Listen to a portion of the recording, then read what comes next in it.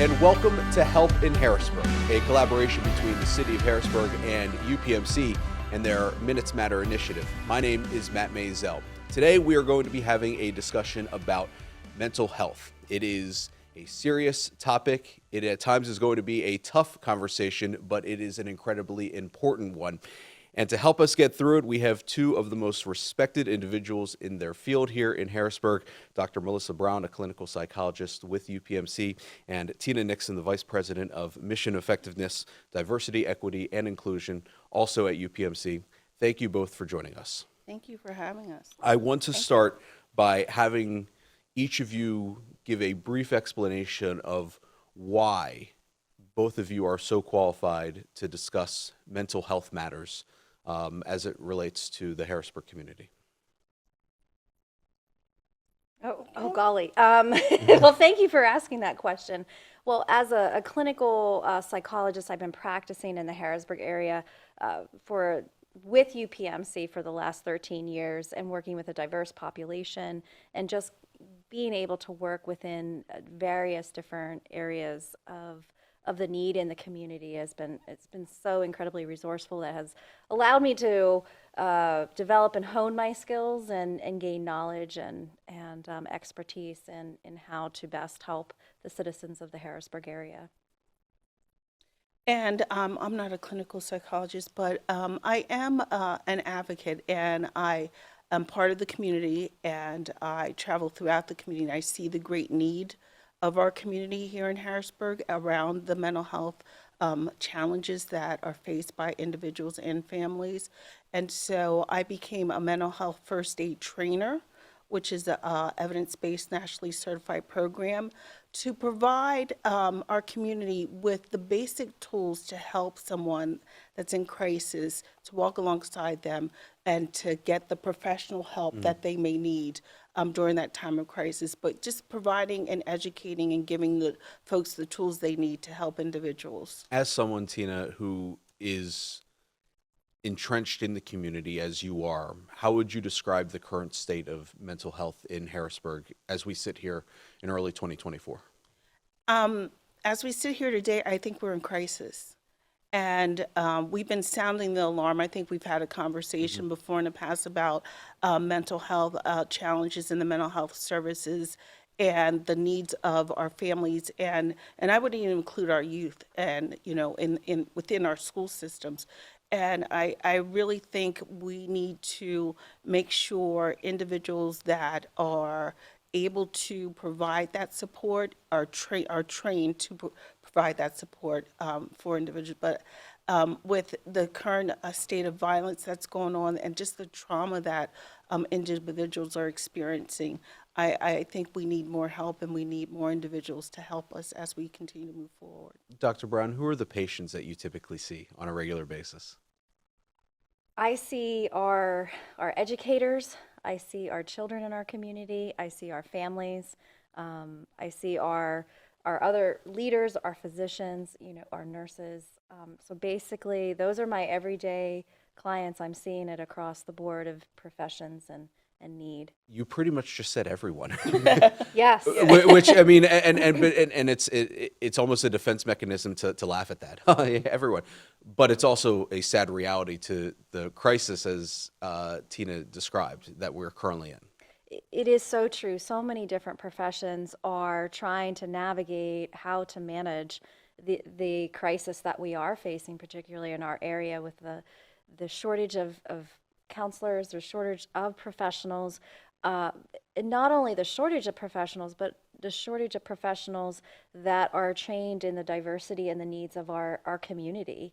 And that makes it even harder to tap into resources. It's been 4 years since the start of when the COVID-19 pandemic started. Is this all stemming from that, or were we kind of on that path before COVID started in March of 2020?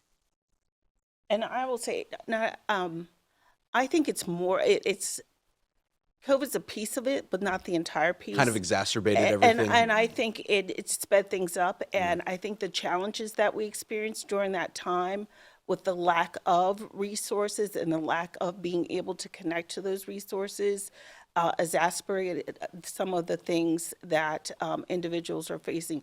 But we're 4 years, later, and we can't continue to say it's because of COVID, because it's more than that. What does it mean?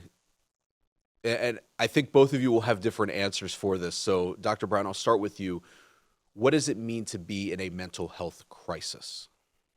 Well, that means that someone is experiencing a complete, very distressing situation, event, and that can be defined differently for every individual. And I always remind people what one person defines as a crisis might not be what someone else defines, but lack of having the available resources necessary, money, housing, transportation, access to proper education. So many of those things can put people into a crisis. On top of then the stressors that people face with those everyday needs, and then potentially having a mental health diagnosis of anxiety, depression, schizophrenia, etc. So anybody that's out of control in any type of way is for the layman's term, just a mental health crisis.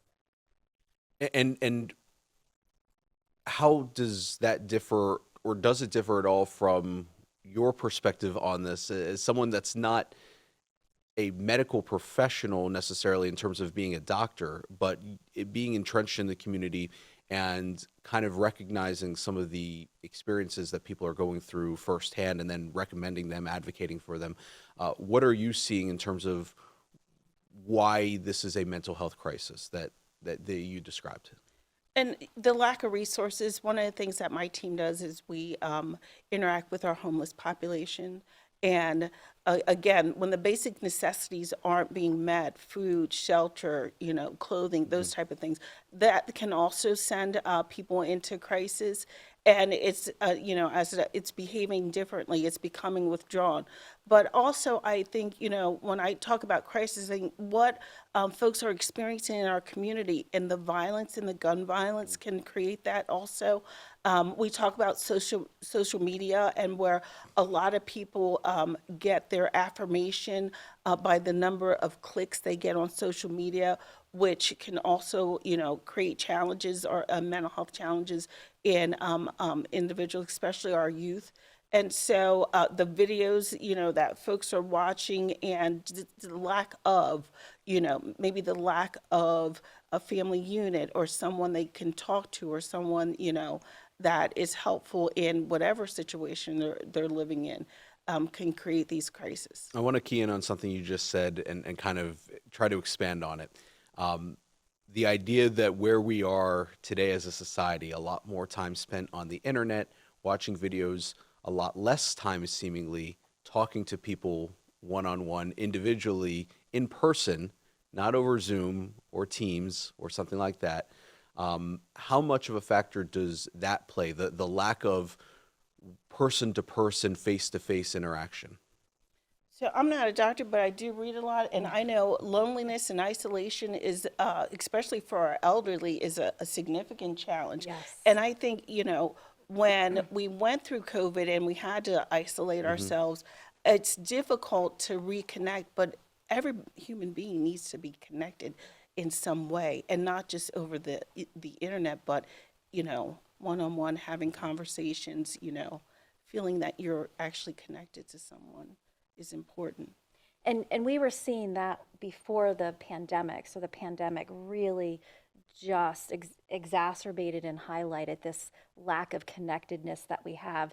Sure, we might be texting or interacting virtually with people on a regular basis, on a daily basis, but how many people are we connecting with in person, with phone, with a verbal confirmation? And as Tina said, we also have Pennsylvania is very diverse in the sense of we have a very large rural population, and that is where a lot of our elderly live because it's cheaper, but they're isolated. And that's like almost a second pandemic, is this lack of connectedness, and then that transcends into the violence, the anger, the depression, and as you can see, it dominoes. What is the role that violence plays in some of this, and I want to try to steer this directly towards what we see in Harrisburg, where it's not that Harrisburg is any worse than other major metropolitan areas, but it does exist in urban populations. How do we recognize that in urban populations? How does the mental health disorders, mental health crises affect urban populations where violence may be more prevalent than other populations? So some of the studies that I've read talk about how someone that is experiencing a mental health challenge is more likely to have violence committed to them or on them as opposed to committing violence. And so, and you can see as you walk around throughout, our community that it does happen. And so we have to educate folks and connect them to resources. And I also think, just with, and I keep saying, going back to the gun violence, because we recently had a young adult, killed here in Harrisburg, and to receive the calls from, he was a football player, Yeah. and the coaches and, teachers and the family members, and knowing that they're struggling with this trauma and just imagining what his teammates are struggling with and the family. I think, as a community, we need to be really deliberate about wrapping our arms around and providing support to all those, stakeholders involved. The one thing that anyone hears a lot of when the topic of mental health discussions come up is mental health doesn't discriminate. Oh. It affects everyone equally, whether you're black, you're white, you are Jewish, Catholic, old, young. What is your experience, Dr. Brown, with dealing with that aspect of the wide range of people that you see every day and having to cater kind of the discussion, because how a mental health disorder affects one person may be completely different from how a mental health disorder affects someone else? Yeah, a large part of that is understanding the culture, understanding where that person comes from. And even if we say, this Jewish family or this Jewish family, that even can be diverse in and of itself. Or so it's for me, it's understanding that individual's culture and what those norms are for that person. And that's usually the biggest barrier that I have to get over, is helping people understand, because many cultures see mental health as a weakness, that it's something someone can just get over and deal with. And then on top of that, having the culturally competent individuals to help connect with that person. And because it is really great when you have an issue that you see someone that looks like you having ability to help you, and those are the biggest barriers. But that's what I work on when. So we've established the fact that this is a serious problem. And we knew this was a serious problem beforehand, before we started this conversation, but I wanted to kind of establish that baseline so that we could talk about the solutions. And there is no panacea in this. There is no quick fix when talking about mental health disorders. But what are some of the things that family members can do to help? What are things that UPMC offers to help anyone who is experiencing a mental health crisis? Well, I can certainly talk about what family members can do, and that's a large part is education. And when I say education, I'm not talking about social media, not pointing one out over the other, but finding factual information, going to reputable sources, National Institute of Mental Health, etc. But education is really important, understanding what their loved one might be experiencing, and I find that helping people have that knowledge, that's power, and that helps them feel more in control and more that as if they can do something. So I think that's a really big part of helping our communities. And then, reaching out, I think, is the biggest hurdle too, is connecting with other people and asking for help. that usually is what prevents people from gaining the access to help. Tina, we hear the phrase a lot, it takes a village.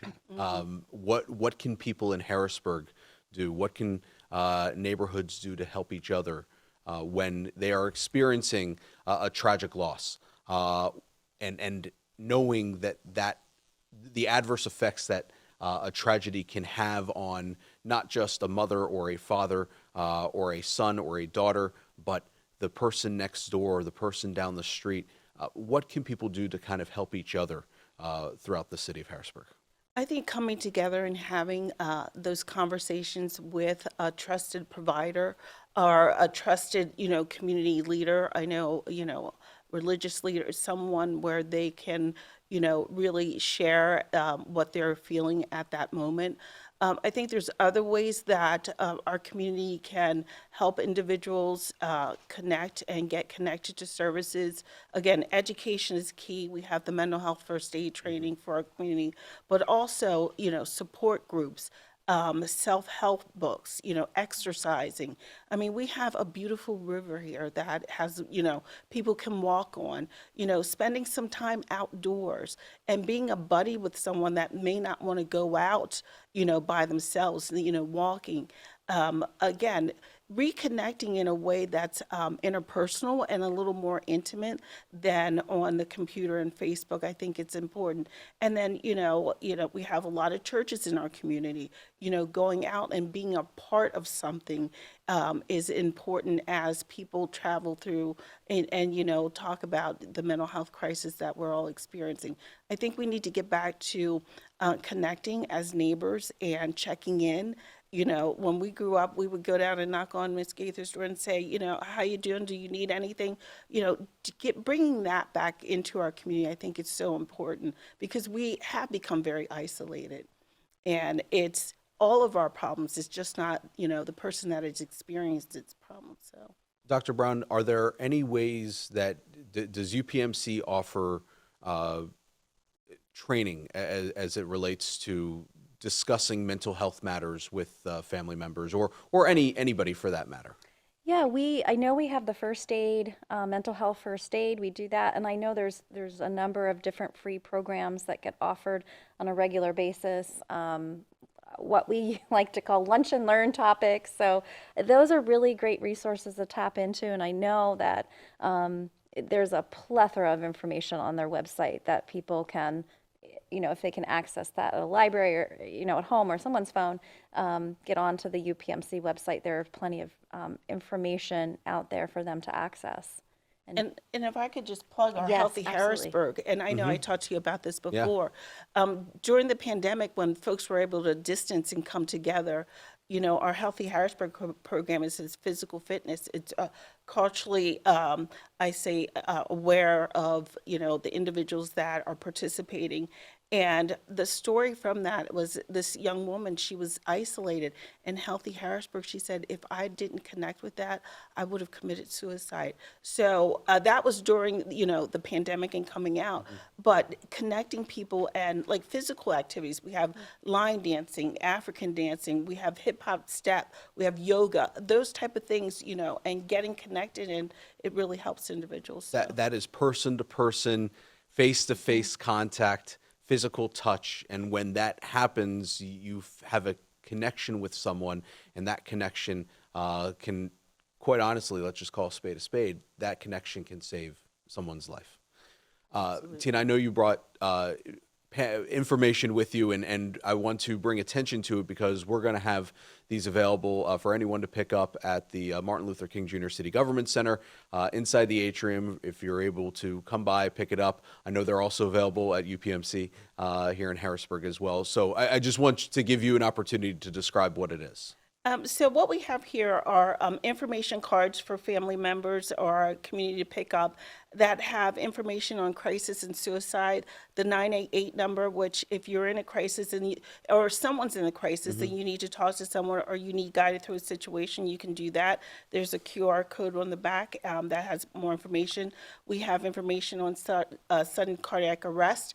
and what you need to do when someone is in cardiac arrest. We also do CPR AED trainings along with this for community groups, so please reach out. And then stop the bleed when there's uncontrollable bleeding, what you can do. So we offer these trainings to the community, and opioid overdose and Narcan and what it is and how to utilize that also. We will provide these trainings to the community.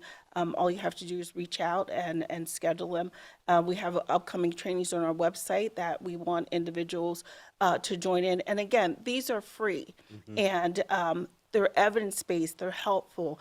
And as a community, we all need to come together and have some tools in our toolbox so we can help one another. I know this is the second of 5 Minutes Matter initiative conversations that we'll be having here at WHBG Channel 20. We had one recently about the opioid epidemic.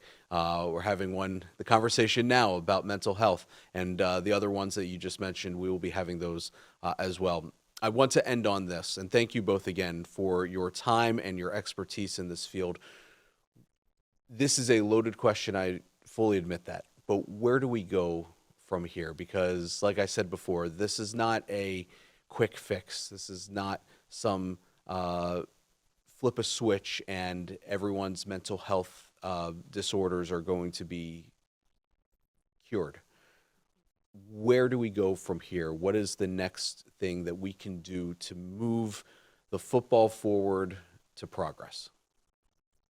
I think Dr. Brown said it, educate yourself, know the resources that are available in the community, and understand it may take some time to connect to those resources, but helping an individual walk through their crisis is important. But education is the key. The more we know about how to handle certain situations, and the more we stay on top of the training and education, when things happen, we can jump into action, and it's not something that's just stored in the back of our mind. So ongoing education is important.